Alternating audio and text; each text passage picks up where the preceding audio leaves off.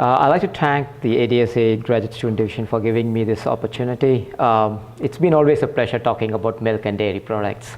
And there's a lot to talk on milk and milk substitutes, but I would keep it short, and I'll try my best to communicate just 2 points as a take-home message.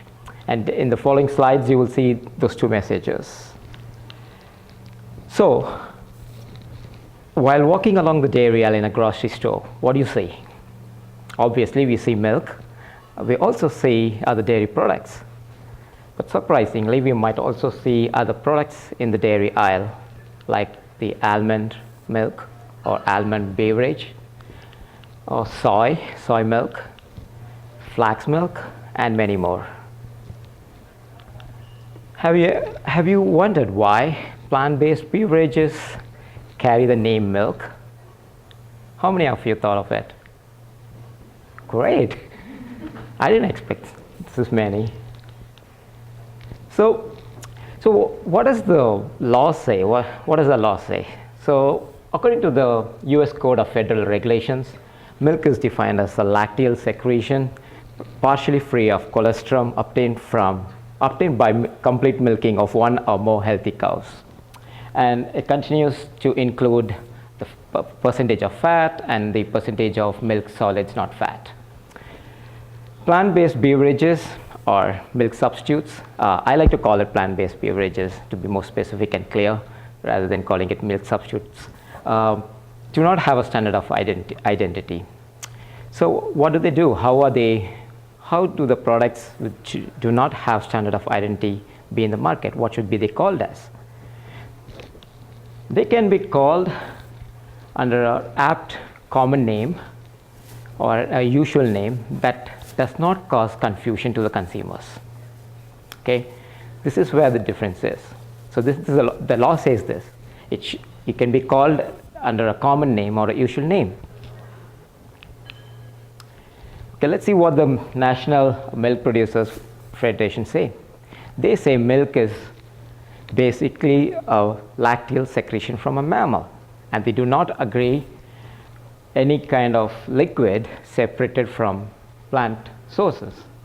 And they consider that plant-based beverages with the name milk are confusing and also misleading to the consumers. What do you think the plant-based beverage companies or manufacturers say, especially the Soy Association? They say that it's a common name. Soy milk is a common name and it does not cause confusion. How many of you agree to that?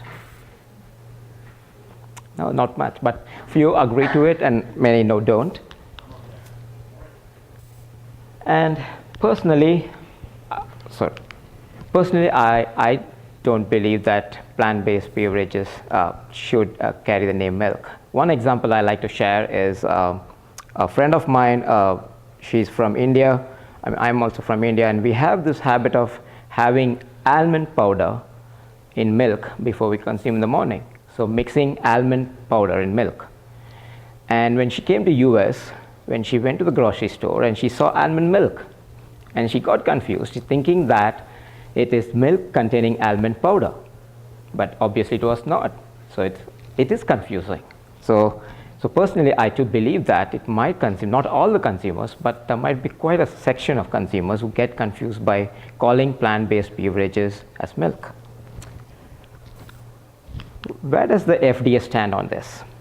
It's been 10 years since the Milk Federation has given a petition to FDA asking them to take care of this name. And the FDA hasn't taken a stand yet. But recently in Europe, the Dutch court ruled out the use of yogurt, which has a standard of identity as milk.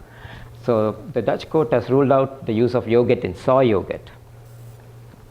But what did they say is, they say the manufacturers can use the word yogurt, but provided you indicate it's a plant-based yogurt variation. So just making it clear to the consumer that this is not a source of dairy, but from a plant source. So we hope that FDA and the regulators in the US kind of follow the same and provide our consumers a clear picture of what they are buying. So this is one message I want to convey today. And another message which I want to convey is about calcium. Some of you might think, what's in the name? Let's move on. Is there any change in the nutritional value? Yes, there is. There are few differences in the nutritional value. One example I would like to talk on is calcium. And most frequently, you would see that plant-based beverages advertise or promote their product as an excellent source of calcium, which you have commonly see. And if you see, if you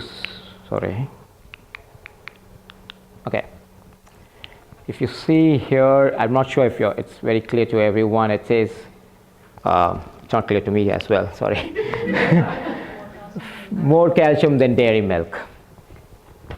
So, and if you look at the nutritional facts, maybe somebody here, when you go to the grocery store, you can look at the nutritional facts.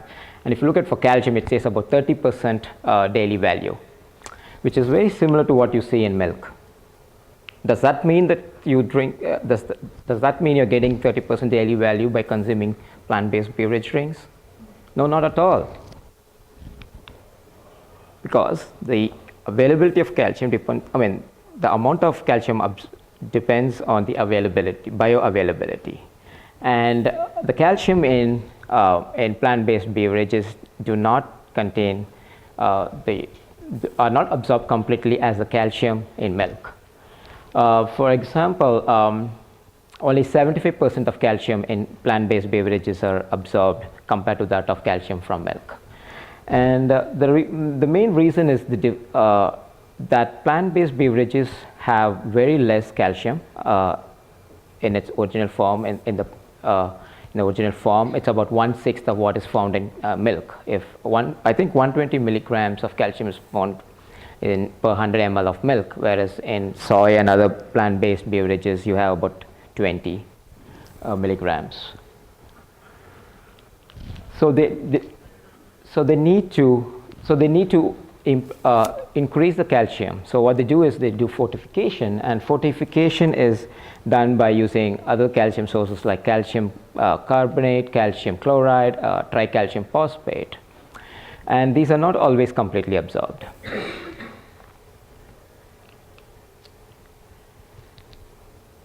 So even though plant-based beverages promote saying that they have equivalent daily value of nutrients which is similar to milk, they do not, because it depends upon the bioavailability. And I also like to say that products should not be misleading and confusing to the customers. With that, I like to end by saying that all that is white is not milk. Thank you. Any questions?